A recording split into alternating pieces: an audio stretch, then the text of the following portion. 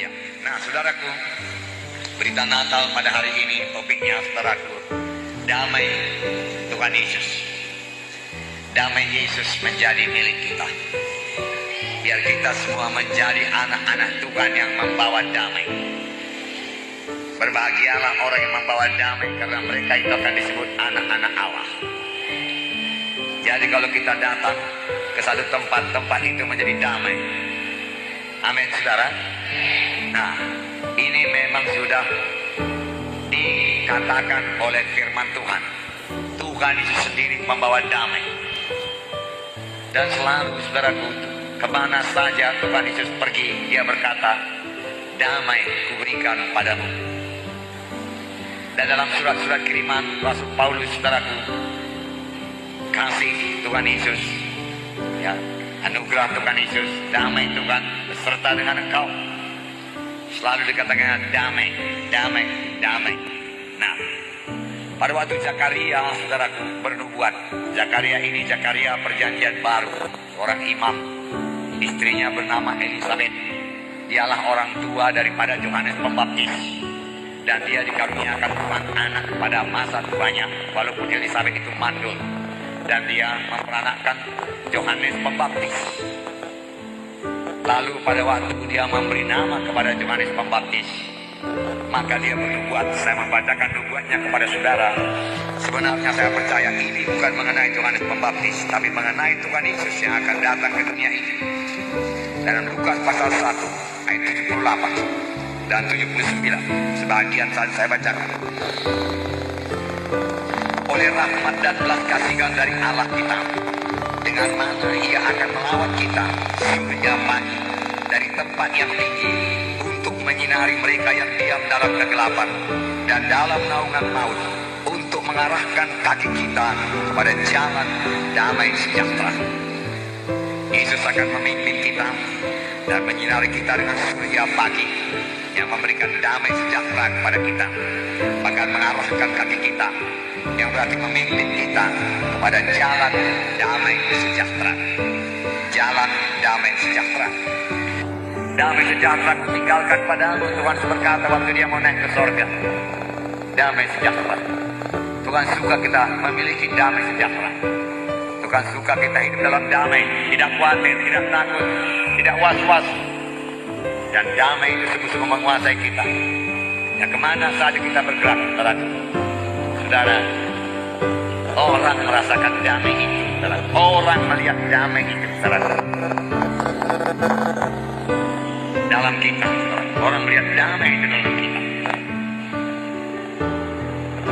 Nah, saudara, damai memang tema khotbah yang utama dari Tuhan Yesus. Kisah 10 ayat 36. Ini kesaksian Petrus. Apakah kesaksian Petrus mengenai Tuhan Yesus?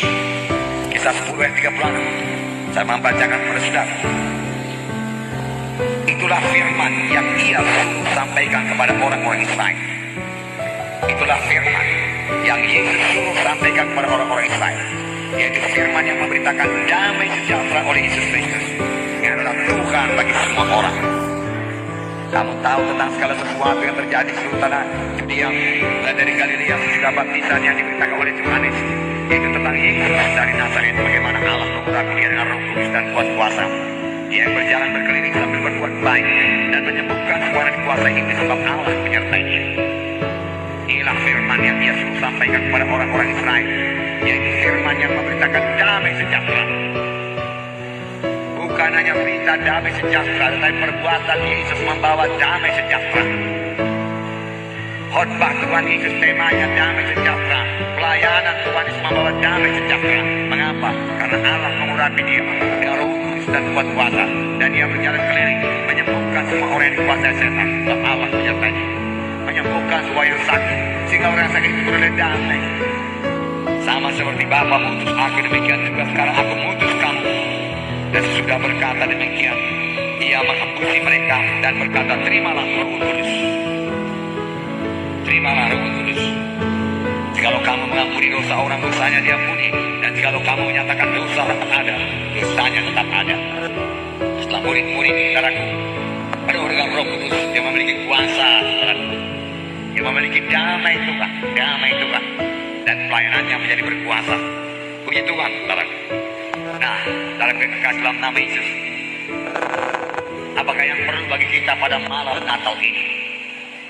Saudara, biarlah damai malam Natal, damai hari Natal memenuhkan kita semua, sehingga kita menjadi pembawa damai.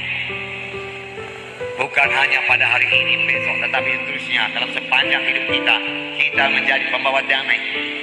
Haleluya. Hal tersebut sama juga dengan saudara. Di dalam saudara juga ada Tuhan Yesus. Itulah sebabnya saudara mewarisi hidup yang kekal. Seperti ayat yang sering kita baca dalam kebaktian Natal. Barang siapa yang memiliki Yesus, dia memiliki hidup yang kekal. Barang siapa tidak memiliki Yesus, tidak memiliki hidup yang kekal. Saudara, Yesus dalam saudara, amin. Yesus Raja damai dalam saudara, amin. Oleh sebab itu setiap saudara bisa membawa damai, amin. Semua kita jadi pembawa damai. Ada Roh Kudus yang sama yang memenuhkan di saudara, Roh Kudus yang memenuhkan saya, Roh Kudus memenuhkan saudara. Karena hidupku ini bukannya aku lagi, tapi hidup dalam aku. Setiap anak Tuhan yang telah menerima sebagai Tuhan dan Juru Selamatnya dapat berkata demikian. Yesus Kristus dalam saudara, amin. Yesus Kristus mengasihi saudara, dan dia akan menyangkupkan saudara menjadi pembawa damai, menjadi pembawa damai. Ini berarti, saudara, segala pertengkaran yang memang kalau dahulu anak Tuhan suka bertengkar berubah menjadi damai, amin.